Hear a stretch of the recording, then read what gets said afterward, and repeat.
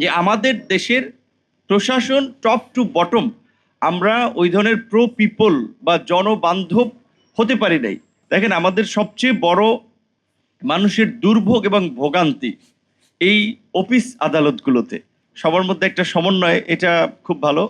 বিশেষ করে বর্তমান সরকারের বা জুলাই গণ অভ্যুত্থান পরবর্তী আসলে যে ধরনের একটা বাংলাদেশ আমরা প্রত্যাশা করি দেখতে চাই, সেক্ষেত্রে আমি মনে করি যে সরকারি কর্মচারীদের কর্মকর্তাদের একটা বড় ভূমিকা আছে এখানে।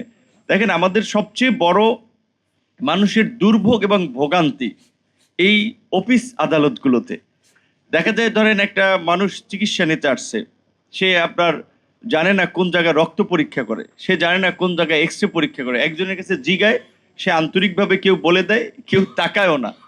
এখন লোকটা ঢাকার বাইরে থেকে আসছে, ঘুরে ঘুরে হয়রান, মানসিক একটা যন্ত্রণার মধ্যে থাকে। সো এটা যে মানসিকভাবে তাকে কতটা আঘাত করে, কিংবা ধরেন উপজেলা লেভেল থেকে কেউ ডিসি অফিসে আসছে, যে একটা দরখাস্ত দেবে ডিসির কাছে, ডিসি নাই, তিনি আপনার মাঠে আছেন কোনো কারণে তার অন্য কার্যক্রমে।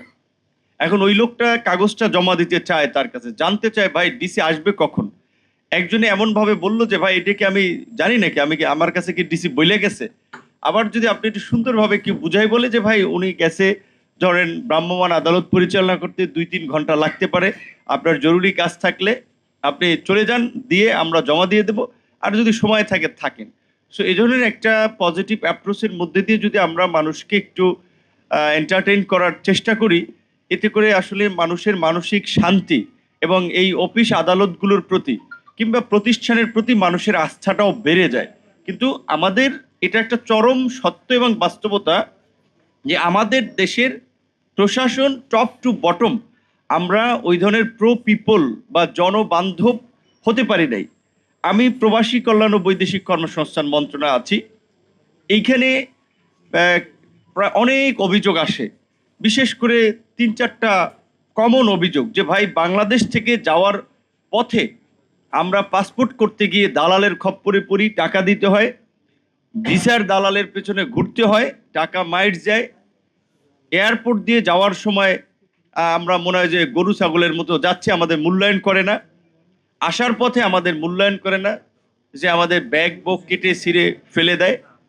এখন দেখেন, এই অভিযোগের সমাধানের জন্য সরকারকে কিন্তু কোনো পয়সা খরচ করতে হয় না, নতুন বাজেট দিতে হয় না, শুধু প্রয়োজন একটু সদিচ্ছা। এখন সদিচ্ছা তাহলে আমি তো প্রতিমন্ত্রী আছি, আমি চাইলে তো সব হয়ে যাবে, কিন্তু না, আমার এখানে অনেকগুলো স্টেক হোল্ডার জড়িত। পাসপোর্টের সেবাটা দেয় স্বরাষ্ট্র মন্ত্রণালয়, বাইরের দেশের দূতাবাসগুলো মেনটেন করে সাধারণত পররাষ্ট্র মন্ত্রণালয়। তো সেই ক্ষেত্রে এই সেবা যদি আমরা সমন্বিতভাবে দিতে চাই, তাহলে সবার একটা আন্তরিক সহযোগিতা এবং সাপোর্ট প্রয়োজন।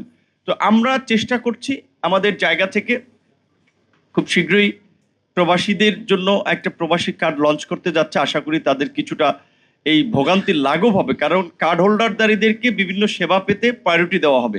এই মাসের শেষ দিকে হয়তো আমরা লঞ্চ করবো, মাননীয় প্রধানমন্ত্রীর সময় সাপেক্ষ।